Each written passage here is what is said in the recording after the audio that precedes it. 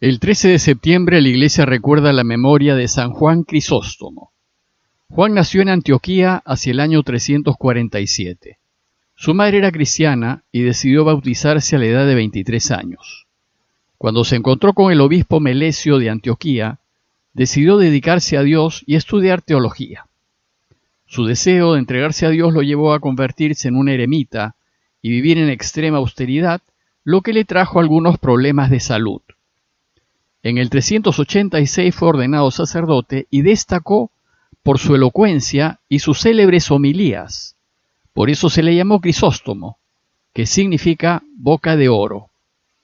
Fue ordenado obispo de Antioquía y entonces su inmediata preocupación fueron los pobres, y su predicación se dirigió hacia el abuso de los poderosos. En el año 398 fue nombrado metropolitano de Constantinopla y por la importancia de la ciudad se le dio el título de patriarca.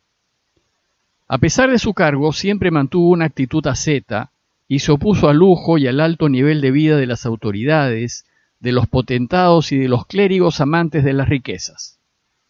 Esto le ganó las críticas de muchos, y en particular de la esposa del emperador, y fue enviado al exilio. Posteriormente fue reinstalado, pero pronto vuelto a exiliar, y fue en este último viaje cuando falleció. Pío V lo declaró doctor de la Iglesia y junto con Atanasio, Basilio el Grande y Gregorio Nacianceno, es considerado uno de los 4 padres de la Iglesia de Oriente. Y ahora, retomando la lectura del día, en este lunes de la 24ª semana del tiempo ordinario, el texto que toca es el de Lucas 7, 1 al 10.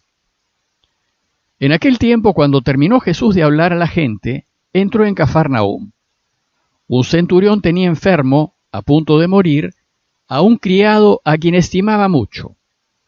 Al oír hablar de Jesús, le envió unos ancianos de los judíos para rogarle que fuera a curar a su criado.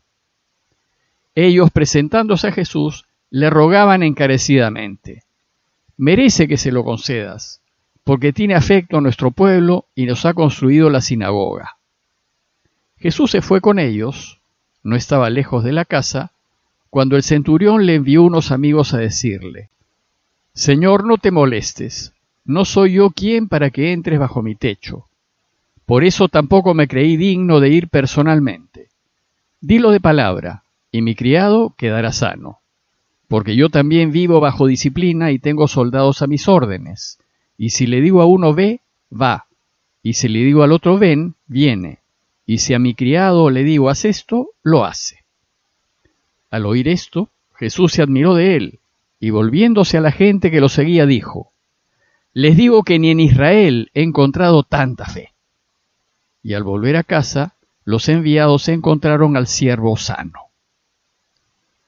El relato de hoy empieza diciéndonos que luego de estar en el campo enseñando a la muchedumbre, Jesús volvió a Cafarnaúm, a su ciudad. Dice el texto que cuando terminó Jesús de hablar a la gente, entró en Cafarnaúm. Inmediatamente Lucas nos presenta una nueva situación. Nos dice que un centurión tenía enfermo, a punto de morir, a un criado a quien estimaba mucho. El centurión era una autoridad militar romana, un oficial del ejército invasor, un enemigo. Cada centurión tenía a su cargo 100 soldados de infantería, y a su grupo se le llamaba centuria, y 60 centurias formaban una legión, es decir, 6.000 soldados. Las legiones romanas eran los núcleos principales que conformaban el ejército romano. Bueno, pues resulta que en tiempos de Jesús había 2 legiones romanas en Palestina, y que estaban ubicadas al norte, cerca de Damasco. Estas legiones distribuían a sus centurias a lo largo del territorio, a fin de resguardar los lugares principales. El ejército romano hacía rotar a los centuriones por diversas regiones para que ganen experiencia y no se apeguen a un lugar en particular. En Cafarnaúm parece que había una centuria que se encargaba de cuidar un camino romano principal que se llamaba Vía Maris y que unía Egipto con Damasco y que pasaba muy cerca de Cafarnaúm. Probablemente el campamento de la centuria quedaba al lado de Cafarnaúm. Los centuriones eran autoridades importantes y con frecuencia eran muy bien pagados. Solían ser ricos y contar con siervos que los atendían, además de contar con una guardia personal. Bueno, pues resulta que el centurión del relato de hoy tenía criados, y uno de ellos, a quien el centurión apreciaba mucho, estaba muy enfermo. La preocupación del centurión por su siervo nos muestra a un romano de buen corazón. Probablemente este centurión había escuchado de Jesús, pues vivía cerca de Cafarnaúm, y seguramente estaba al tanto de sus movimientos, ya que su responsabilidad era resguardar la zona.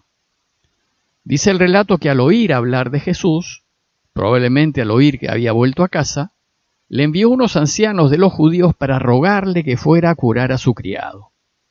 Lo curioso es que no va él mismo, ni envía soldados romanos a que lo traigan, como tal vez otros centuriones hubiesen hecho, teniendo la fuerza de su lado. Envía más bien a unos ancianos judíos para pedirle un favor a Jesús. Y tal vez para que Jesús no se sienta presionado. Dice el texto que los judíos le rogaban encarecidamente. Esto también es extraño porque los judíos, por lo general, detestaban a los romanos. Más aún en Galilea, en donde existía un movimiento terrorista violento llamado Celotas, cuyo objetivo era echar a los romanos por la fuerza. El ruego de los judíos era de gratitud. Le dicen: merece que se lo concedas porque tiene afecto a nuestro pueblo y nos ha construido la sinagoga. Sin duda se trata de un romano bueno, pues hasta los mismos judíos reconocen que tiene aprecio por el pueblo de Israel. Además, la sinagoga de Cafarnaúm, esa del primer siglo que Jesús conoció y en la que enseñaba, había sido construida por este centurión romano.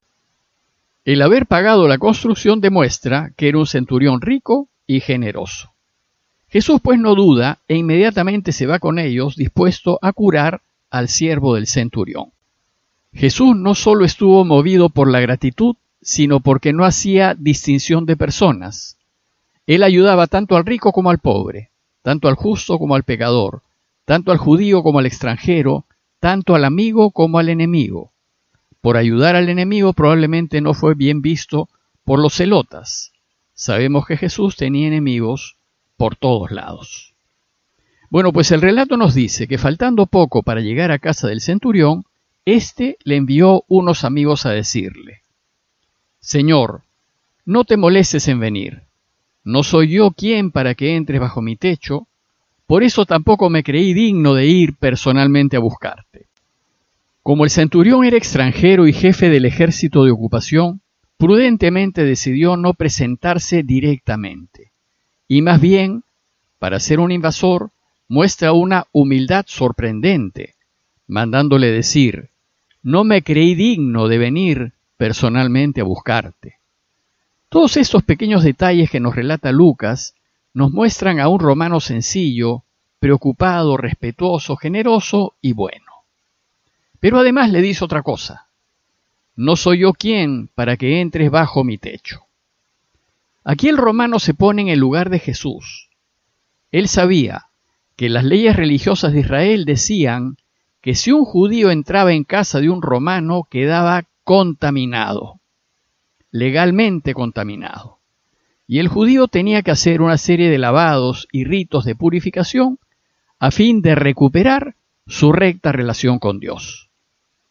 El gesto del centurión, pues, lo retrata como una delicadeza y una sensibilidad únicas, ya que en vez de emplear la fuerza e imponer su autoridad, pide favores y se preocupa de no causar molestias. Solo le pide que desde donde esté lo cure con su palabra.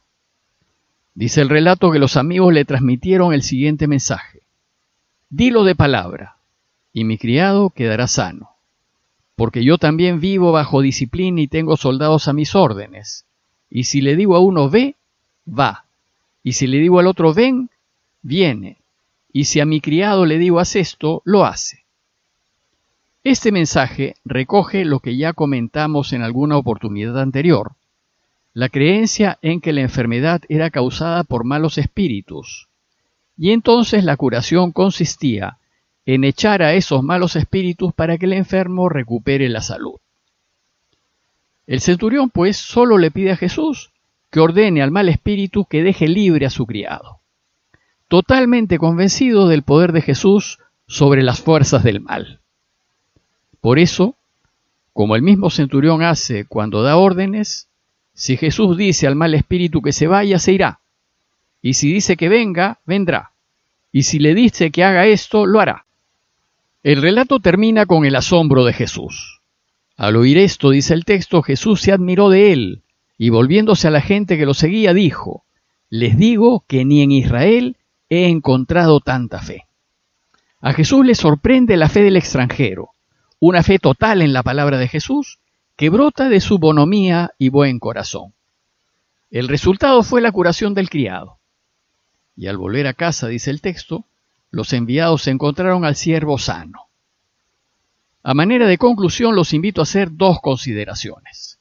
Primero, considerar el comportamiento del centurión, que aquí se convierte en un modelo a seguir. Pues a veces, cuando tenemos autoridad, nos creemos con derecho a exigir sin considerar nuestros modos y formas, y olvidar que el dependiente, el que sirve, también es persona, tiene sentimientos y es sensible. El comportamiento del centurión nos invita a reflexionar en que lo cortés no quita lo valiente, y en que las buenas maneras no quitan la autoridad, al contrario, la refuerzan. Y segundo, considerar la fe de este extranjero, su confianza absoluta en la palabra de Jesús y en la certeza de que si creemos, Él puede hacer milagros. Y esperar tener una fe semejante. Pidámosle pues al Señor con mucha fe que hable, que se pronuncie, que diga, para que los malos espíritus de la discordia, de la enfermedad, de la violencia se retiren y haya paz y salud en la familia, en el país y en el mundo entero. Parroquia de Fátima, Miraflores, Lima.